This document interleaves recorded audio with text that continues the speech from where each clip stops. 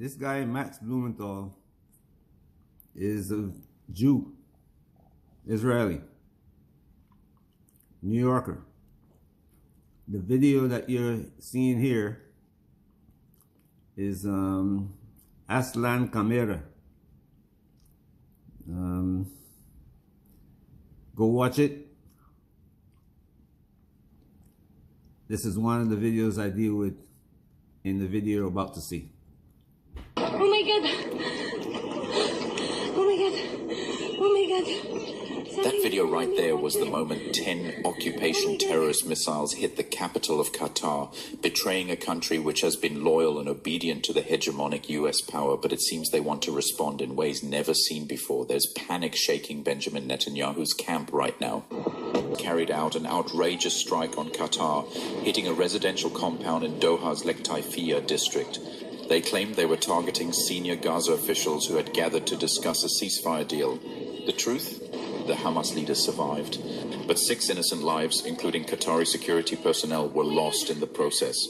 And instead of intimidating Gaza leaders or silencing Qatar, this reckless act has backfired spectacularly, exposing Netanyahu as a war criminal gone mad with his obsession for a so-called Greater Israel.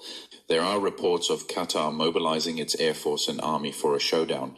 Another report claimed that other Arab nations and Turkey could join the foray to deter Israel.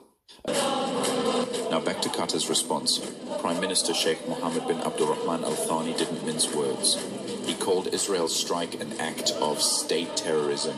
He warned that Qatar reserves the right to respond, while vowing that nothing, absolutely nothing, would stop Doha from continuing its mediation role in Gaza. Qatar is committed to act in a decisive way with anything that would target its territories, and will reserve the right to retaliate, and will take all the needed measures to retaliate. And under the directives of His Highness the Emir, the security of the citizens and the residents is our top priority, and based on that, as of tomorrow, God willing, we will review all the policies and the directives in order to deter such actions and measures in the future, so that it cannot happen again.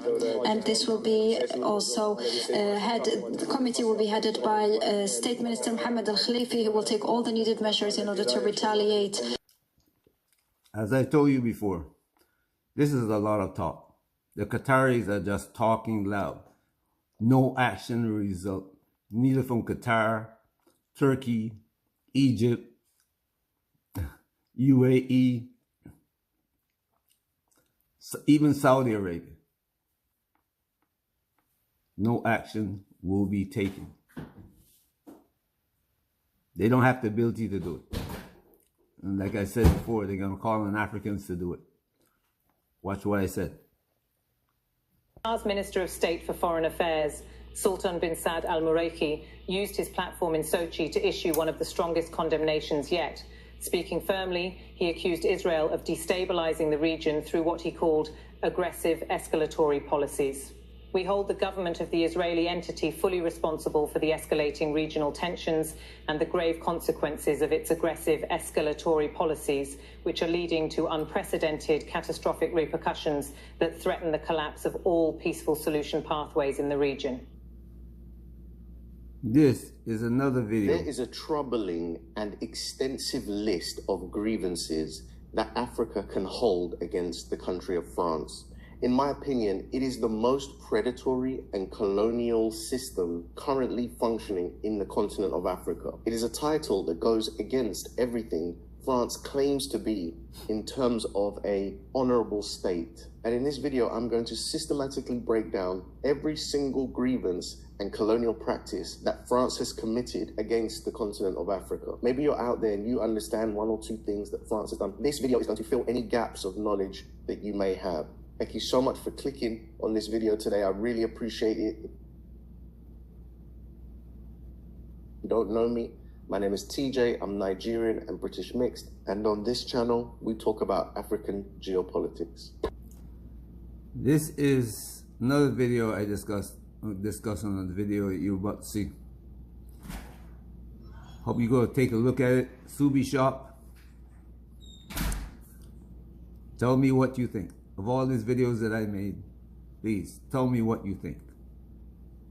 I want to hear from you. Normally I don't say this, but this time I want to hear from you. Your opinion.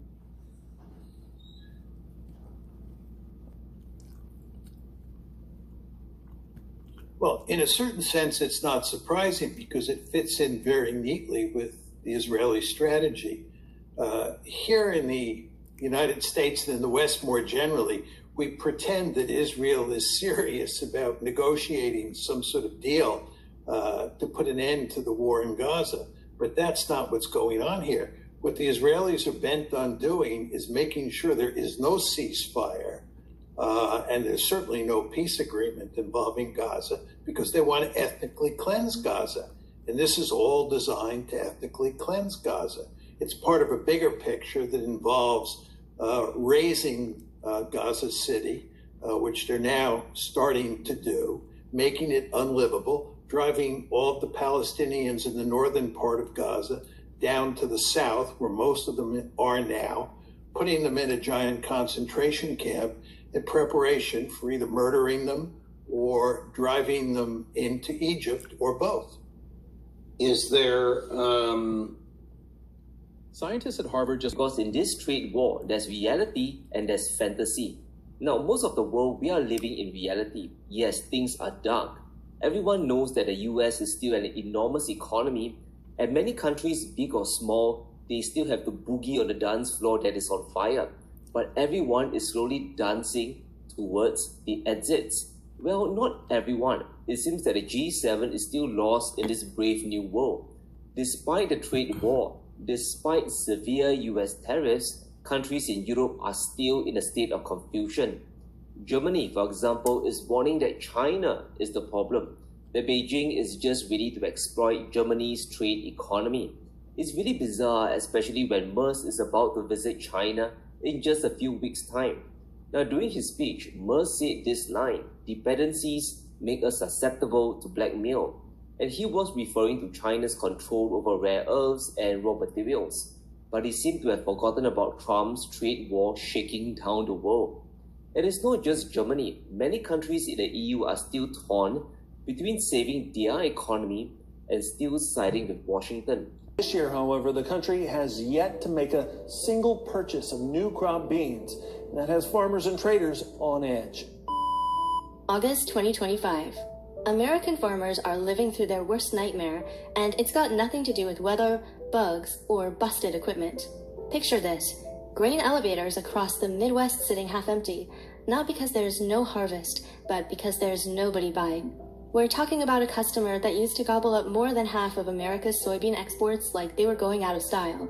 But this year, total radio silence. Complete ghosting on an industrial scale. The phones aren't ringing, contracts aren't coming, and farmers are staring at their fields wondering if they just grew the most expensive bird feed in human history. Folks, this isn't your typical market hiccup. This is economic warfare dressed up as an agriculture problem, and America's heartland is caught right in the crossfire. It's a brutal reality, but one that many Americans still refuse to admit. When you're that dependent on China, you probably shouldn't tip them off. To really understand just how bad this mess has gotten, I've gathered some reports from America's AgD program. Get this. France's debt situation is starting to look eerily similar. We're not talking hypothetical scenarios here.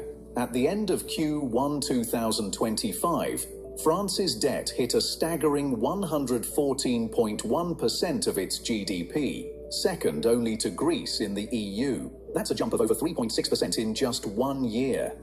Think of it this way. It is as if they are printing more money from thin air. You see, in just, 2 years, 3 years, since AES cut off France, what has happened to the French economy? And it's not only the French economy that's gone, it's the British, the Spanish, the Portuguese, and the Greeks were gone a long time ago. Watch the video. These are the subjects that I'm dealing with in my video that you're about to see.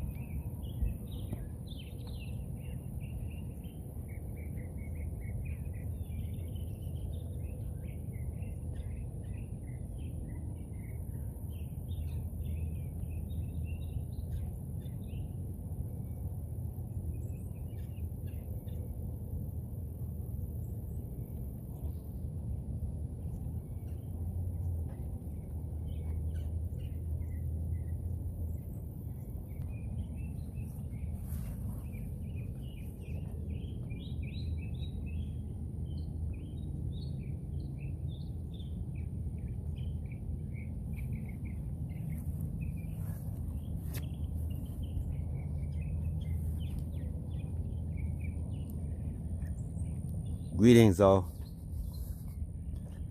The first few seconds of this video kind of reflect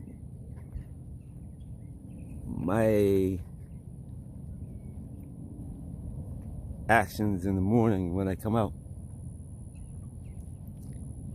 Mango, gunga peas from the Caribbean. Anyway, as you can see, this is not Barbados, not Gambia, not Philippines.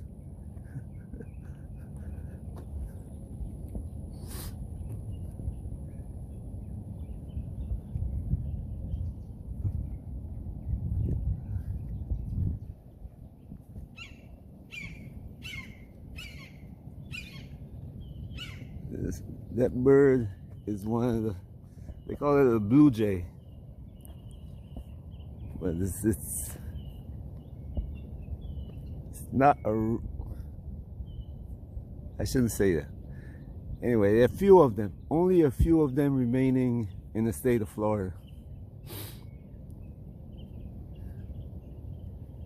And a lot of the surrounding have been retained as a habitat for them. Wherever they find them, you can't build.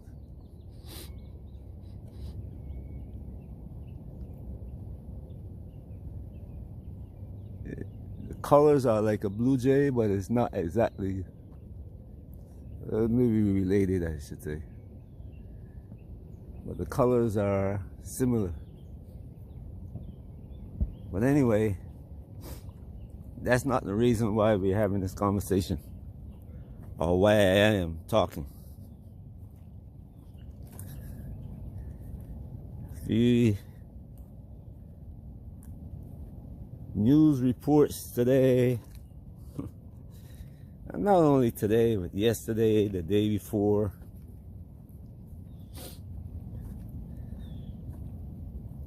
all, well, we can go even further than that. This didn't begin yesterday or the day before. It began a long time ago. But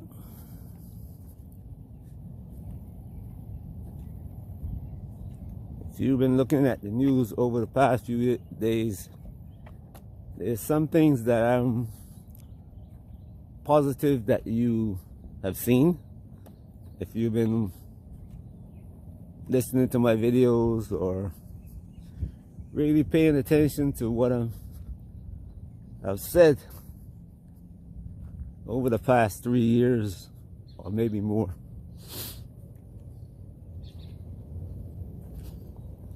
Most of you have not listened to me past that. And like I said, I used to do this before, and my anguish, you know, it's the time when sometimes you just say, you know what, I'm giving up on this, it's worthless, doesn't make sense doing this. And then I began to feel the stress of, because everywhere I go I see things, I see what's happening. And at that time I was in Chicago, and I just said, look, I can't take this anymore. It's overwhelming. It was an error I made, and I regretted it since then.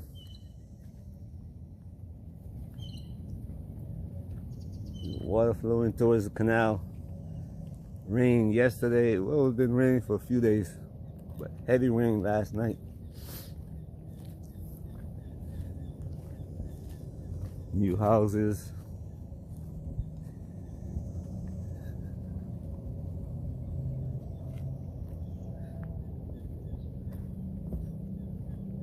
Two new houses going up. Built. The design is the same, actually. Same design. That's what's happening in Florida now. It's like all the houses look alike.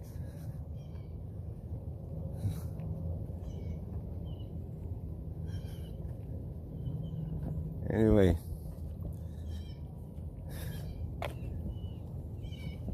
beginning to see things as they occur and wonder what happened to the people. Why is it that people around me don't see what's going on and change, make adjustment, demand that their governments do something about it? But instead of demanding that governments act righteously, what people call righteously, do the right thing, they go along with it. You know? An example of that is during Bill Clinton's time, and even presidents before and after him, they convinced him to take away, you know, the well, how would I put it? The benefits that were put in place for Caucasian people now.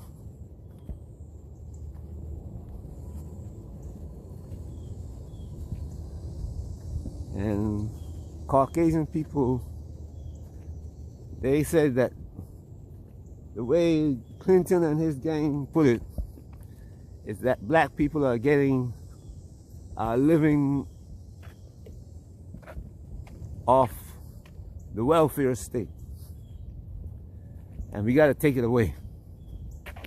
They're getting too much, and white people are paying for it. And guess what? White people say, yep, got to take it away. Now, the same white people are crying. Not only them, but their children and grandchildren are crying. Why? Like what Lyndon Johnson said, all you gotta do is tell them you can pick their pockets. You can take everything out of their pockets. All you gotta do is tell them that you're doing it. That black people don't have as much as they do, and you know, just tell them that black people are lower than they. And as long as you can convince them that black people are below them, you can do anything to them.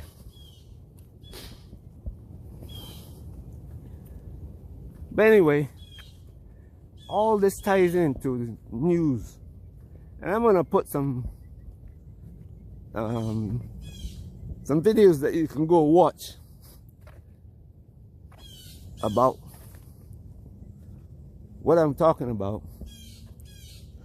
so you can see for yourself, you know, because you're gonna have to make your own judgment. You'll have to make your own decision on what to do and how you're going to do it. Do you want to survive this thing? Do you want to teach your children and your children's children? Because it's going to affect generations to come.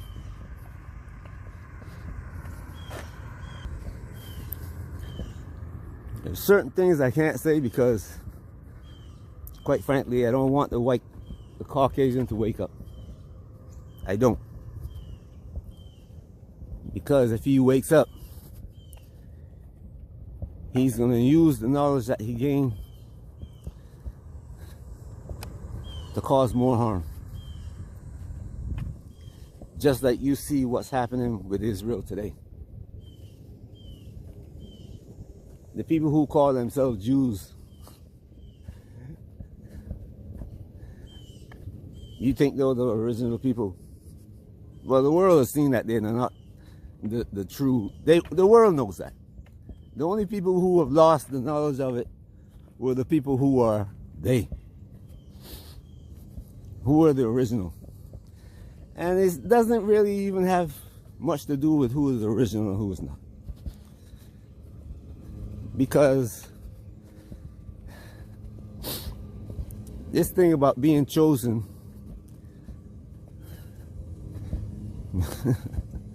there's a lot more to it than this.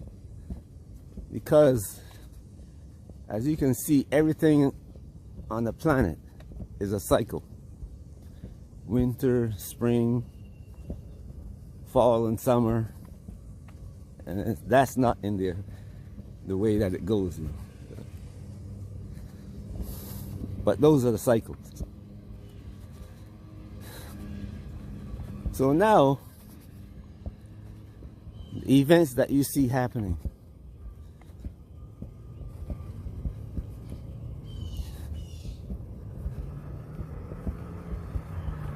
are, I use the word happening, but it's not happening. It's not something that is normal.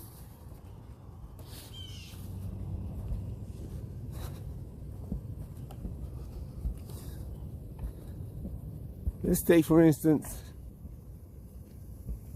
a couple of days ago, Israel dropped a bomb in Qatar. The whole world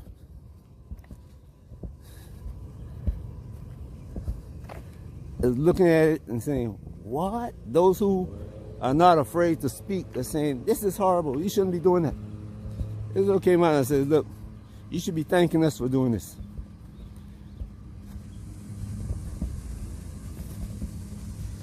And people are saying, and people think this foolishness, but that was a threat. That was a threat because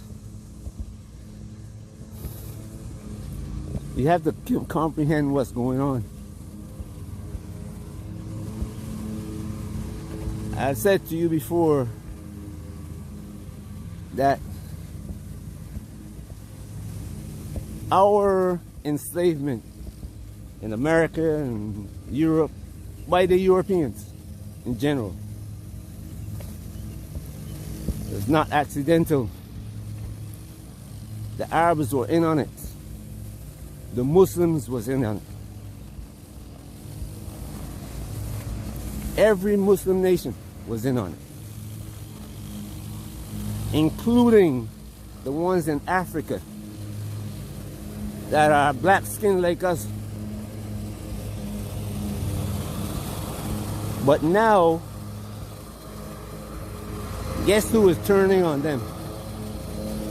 The same people who they joined with to enslave us. I gotta hold a little bit here because they're passing by people who are doing some yard work. Wow, look at this. It's a nice place when you're tired and want to relax. Any time of the day you sit underneath there, it's cool.